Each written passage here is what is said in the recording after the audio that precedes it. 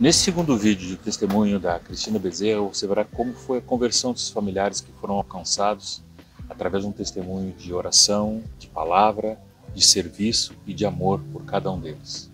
Esperamos que você seja inspirado e encorajado a praticar isso no seu dia a dia, nos seus relacionamentos familiares. E eu preciso começar a aproveitar minha família. Então o Senhor foi começando a transformar o meu olhar, de eu começar a valorizar as pessoas, eu precisava viver e aproveitar, porque era tudo em virtude do trabalho, era tudo muito rápido, né? E aí foi tão legal que no primeiro ano de conversão, eu fui para Santa Maria de carona com o Vini, que o Vini também é um colega de trabalho, tá? E ele ia pregar na congregação lá em Santa Maria, lá no mesmo lugar que eu fui na primeira reunião onde eu entreguei minha vida para Jesus. E aí o Vini disse assim: Cris, tu ia lá, vamos lá junto, vamos lá, eu vou levar a palavra, vamos lá para te contar o teu testemunho. Imagina que legal os irmãos verem que tu te converteu, né? E eu, tá legal, tá bom, vou. E eu tava em casa, e lá na minha casa domingo a churrascada, cerveja, o dia inteiro, aquela coisa toda, e eu assim, convido a minha mãe, não convido, eu nervosa assim. Quando eu tava 10 minutos para ir pra reunião, eu olhei pra mãe, vamos pra reunião comigo, tipo assim, já pronta pra ouvir um não. E a mãe, vamos. E eu, meu Deus, porque assim, tudo que estava acontecendo na minha vida, minha mãe sabia. Tanto que eu lembro de uma noite a minha mãe me olhar e dizer assim pra mim: minha filha, como é que tu entrou de cabeça nisso? Ela tava chocada, assim, tipo, que eu tinha me convertido e eu tava nessa vida, assim, completamente, né, imersa. Ela tava muito impactada com isso, só que eu achava que ela não tava gostando. Então, por isso que eu tinha receio de convidar ela pra ir na reunião comigo. Mas ela topou e a mãe foi pra reunião comigo. E aí, eu contei meu testemunho, ela ouviu, aí o Vinícius trouxe uma palavra curtinha, e no final, o Mário, que é o pastor lá, fez um apelo. E eu tava do lado da minha mãe, né, eu pensei assim, mas eu acho que hoje ela não vai entregar a vida dela, imagina logo de cara, capaz que ela vai entregar a vida dela para Jesus. E aí o Mário fez o apelo, e a minha mãe foi, lá na frente. E eu fiquei assim, Senhor, o que tu tá fazendo? Eu fiquei muito tocada. E ali a minha mãe se converteu mesmo. E a minha mãe estava num contexto de vida muito difícil que eu não sabia, porque eu só ia final de semana, né? Então foi um resgate na vida da minha mãe. Então depois de mim ela foi a primeira a se converter. E eu também ia muito para Farroupilha, porque eu trabalhava bastante em Caxias nessa época. E a minha melhor amiga, assim, né, depois era a minha mãe e a Jana, né, que era a minha cunhada, porque nessa fase que eu me converti, ela e meu irmão não estavam juntos. Então toda vez que eu ia trabalhar em Caxias, eu ficava na casa dela e eu contava o que eu estava vivendo. Só que ao mesmo tempo parece que não tá surtindo efeito nenhum, porque ela estava vivendo uma vida louca, tipo fazendo festa, saindo e tal, né, vivendo a vida ela louca, mas eu ficava lá e contava, e orava, né, orava por eles, enfim, orava pela vida dela. E aí, um ano depois da minha conversão, ela e meu irmão tinham voltado a namorar. E eles vieram para minha formatura. Eu tava me formando, eles vieram e ela ficou lá em casa. E ela e meu irmão não estavam bem, né? Óbvio, né? Imagina relacionamento assim, né? Problemático. Mas ela me contou que não estava legal. Eu digo, olha, não vai ficar, né? Vocês precisam conhecer, vocês precisam de Jesus e tal. Falei alguma coisa assim. E nesse dia tinha o jogo do Grêmio e meu irmão ia pro jogo. E como ela estava comigo, eu nem convidei para ir para a reunião. Ela, no final da tarde, ela disse assim, eu vou junto contigo. E eu, ok, legal. Aí ela foi para a reunião junto. Na hora da salinha, a salinha, né, gente? A salinha, né? A salinha do propósito. Então, uma vez eu tinha que ter ido na tal da salinha, né? Aí, quando terminou o louvor, a galera foi pra salinha pra ouvir o propósito e a Dene veio E foi eu, a Dani e a Jana. Nós nem perguntamos, fomos nós 3 para dentro da salinha. E a minha cunhada ouviu todo o propósito e entregou a vida para Jesus. Um pouco ela já tinha ouvido quando ela estava lá em Santa Maria, porque ela também trabalhou na Coprovel lá comigo. Então todas nós, de certa forma, ouvimos, né? Só que ela vinha ouvindo, vendo na minha vida e tal, eu ia testemunhando para ela, só que nesse dia ela ouviu o propósito e ela entregou a vida dela para Jesus. Só que eu arranjei um problema com meu irmão. Porque daí ela namorava ele. E aí ela terminou com ele. Porque ela se converteu. E aí nesse momento entrou o Nando e a Dani na jogada, né? Cara, isso foi muito bacana, porque a gente foi pra Farroupilha porque o meu irmão tava muito indignado. Indignado com Deus, né? Como assim? Aí tirou a minha namorada e tipo assim, né? Eles moravam juntos na época. E aí a gente foi, eu lembro assim, essa visita a Farroupilha, onde o Nando conversou bastante com o Rafa, lembra disso? Saíram pra caminhar e tal, sabe? Isso também foi importante pra mim, ver os meus discipuladores se importando com a minha família. Então a gente foi até lá pra estar com a Jana, pra eles estarem com o Rafa, pra conversar, né? Então foi legal, depois o meu irmão se converteu. No primeiro momento a gente não sabia se era por causa dela, mas foi muito legal que Deus fez todo um novo na vida deles. Depois, aí eles oraram, daí eles casaram. Eu lembro que o casamento dos dois assim foi muito impactante para mim. Depois eles tiveram uma filhinha, então hoje eles são uma família, eles são bem firmados, congregam lá em Caxias com o André, né? Então a vida foi entrando, né? Aonde havia a morte, a vida entrou e começou a trazer coisas novas assim na minha família, né? Depois foi a minha sobrinha, filha da minha irmã.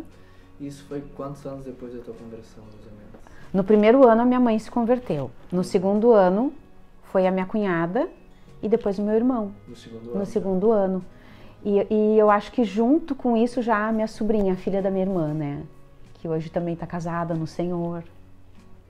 Com filho já. Então assim, é toda uma história. O meu pai, ele ia na reunião com a minha mãe. Daí meu pai começou a ir na reunião com a minha mãe. Aí ele ia, numa certa religiosidade, assim, né? Deus foi fazendo. Aí eu lembro que eu agora eu não tô muito ligada no tempo que foi. Talvez o Otto lembre, porque foi no ano que teve aquele acidente da boate na Kiss, lá em Santa Maria. 2013, eu tava na Suécia e o meu pai, eu viajei pra Suécia e aí o meu irmão me conta que o pai ia se batizar. Eu não tava lá. Não estava no dia do batismo do meu pai, né? E aí eu me converti em 2006, em 2013 o meu pai se batizou. Mas foi um processo ali, sabe? Ele se batizou, ele ia na reunião, mas não era uma vida assim, não via muita coisa acontecendo ali no processo, né? Mas depois, e nós orávamos muito pelo meu pai. A minha mãe orava muito pela vida dele, sabe? Que ela queria muito ver ele um homem realmente convertido, evangelizando, sabe? E tinha todo um contexto assim de família, tinham coisas assim que eram muito impossíveis. Teve muito choro, muita oração, jejum no processo, né, de resgatar a vida do meu irmão, até porque ele era envolvido com drogas e tal, né? O Diego se converteu e foi tão genuína a conversão dele, tão especial, e ele foi muito acolhido pelo corpo, acolhido pela família, muito, muito acolhido, né? Mas uma coisa ele fez diferente, tipo, quando, no início da minha conversão, teve esse momento que eu precisei romper com aquele ambiente que eu tinha, de estilo de vida, com os amigos do mundo, né? Que saíam, que iam pra festa, aquela coisa toda assim, né? Eu precisei romper com isso, para poder avançar, né? E quando o Diego decidiu voltar para Santa Maria, ele acabou voltando para aquele ambiente que tragou ele de volta. E ali ele afundou, foi fundo. E houve um segundo momento muito especial, porque depois o meu irmão e a minha cunhada acolheram ele de novo. Aí ele foi para Farroupilha. Aí foi um segundo momento de resgatar a vida dele, né? E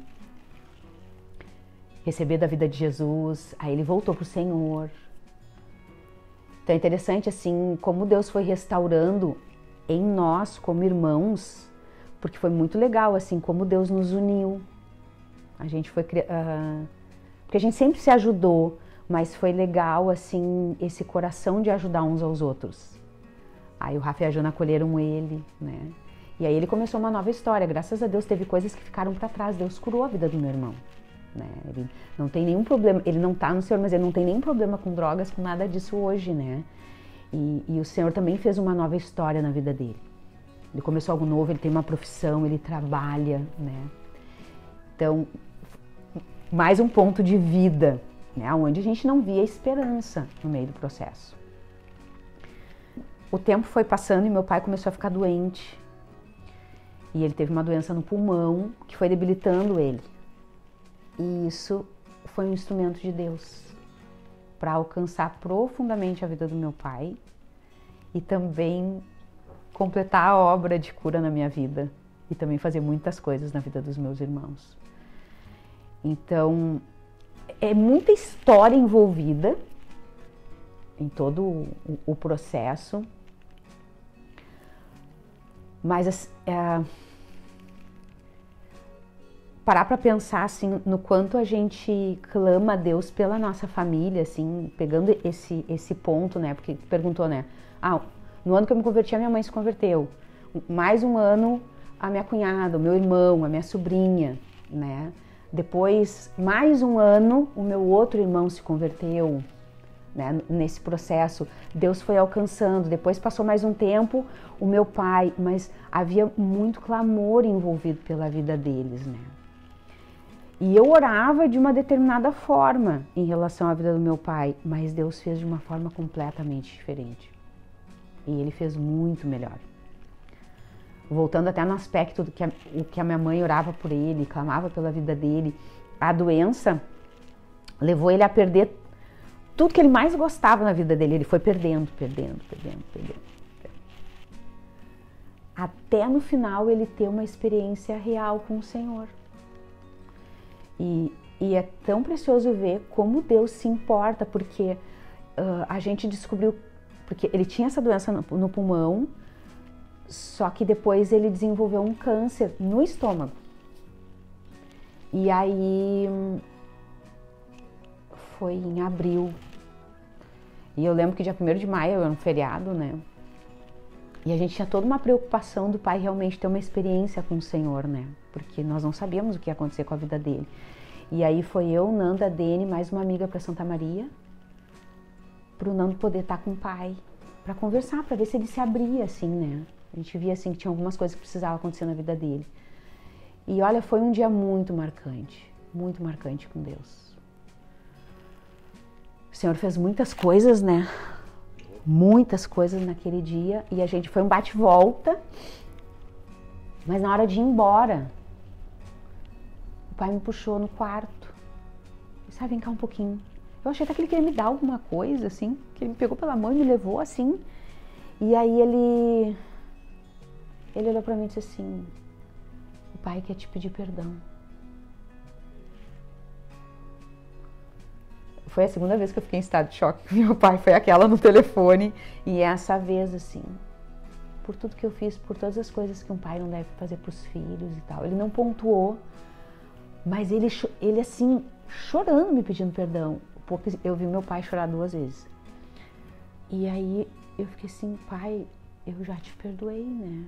Fica livre, mas tu tá perdoado, assim. Então, eu vim dessa viagem muito impactada. E a partir daí o pai começou a acertar com cada pessoa que ele precisava acertar, assim. Deus fez uma obra na vida da minha mãe em relação a perdão, ele foi fazendo muitas coisas, né, na vida de cada um.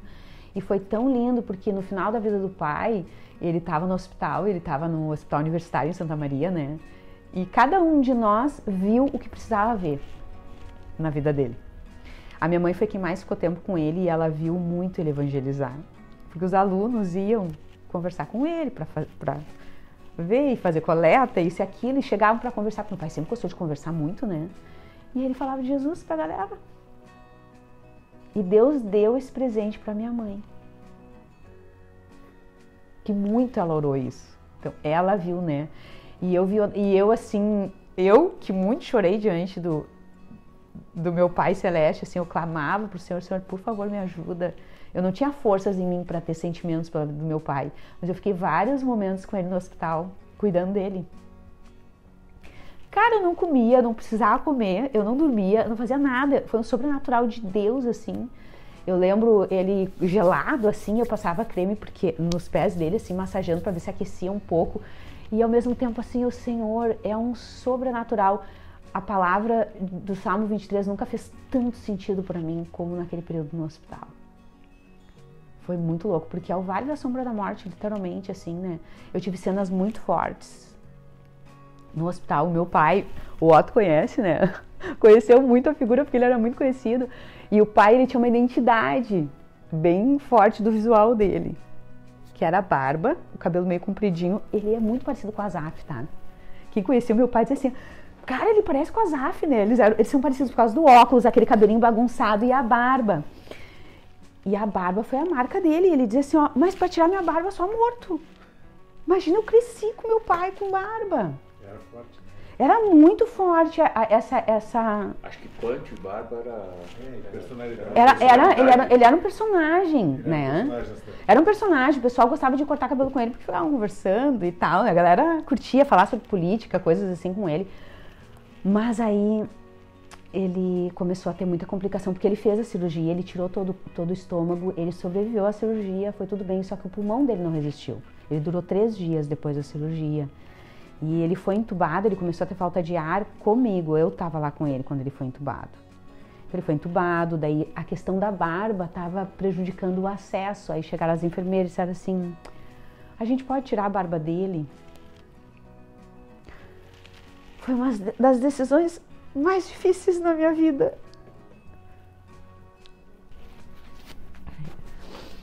Eu chorei um monte, assim, aí sua mãe me ligou e eu contei pra ela, né? Aí foi bom que eu chorei com ela, daí depois eu voltei pro quarto. E aí eu disse pro pai, assim, eu disse, pai, tu ficou tão bonito, Deus tá fazendo de ti um novo homem. E a gente não sabe se a pessoa tá ouvindo ou não, né? Porque ele tava entubado e tudo, né? Medicado. Mas aí foram momentos assim fortes que eu passei com ele. Depois só faltava chegar o meu outro irmão, né? Daí quando o Rafa chegou, aí o Rafa passou aquele tempo com ele e daí ele faleceu na madrugada, né? E foi muito legal porque o velório foi muito lindo. O pai tava muito... Ele tava outra pessoa, sabe? Ele tava bonito. Foi muito especial, assim. E Deus me consolou muito. E eu pude testemunhar no velório do meu pai. Eu pude falar algo bom a respeito dele. Porque isso, antigamente, era uma coisa que me confrontava muito. Eu disse assim, cara, como é que eu vou falar algo? Eu vou ser fingida, né? Porque eu lutava com os meus sentimentos. Então, foi muito legal, assim, cada pessoa que chegava contava uma história. Que tinha muitas histórias, né? As pessoas gostavam muito do meu pai. Ele sempre foi muito bom para as pessoas no geral, assim, né? A gente tinha dificuldades em casa, né, com ele. Mas foi uma cura muito linda naquele dia, tá? Foi muito especial, assim, a palavra que o Nando pôde trazer, né? Foi uma palavra de perdão, de acerto, porque o pai acertou a vida dele, assim. E foi muito impactante, impactou a vida de toda a minha família que estava lá. A morte do meu pai foi um impacto, a palavra, a morte dele foi assim, um instrumento de vida de Deus para minha família, para os meus tios, para as minhas tias, né? Mexeu bastante. Então, como é especial ver, assim, tudo que Deus pode fazer do jeito dele, né? No tempo dele, da forma dele. E eu achei, assim, que pra mim tava já restaurada essa história, né?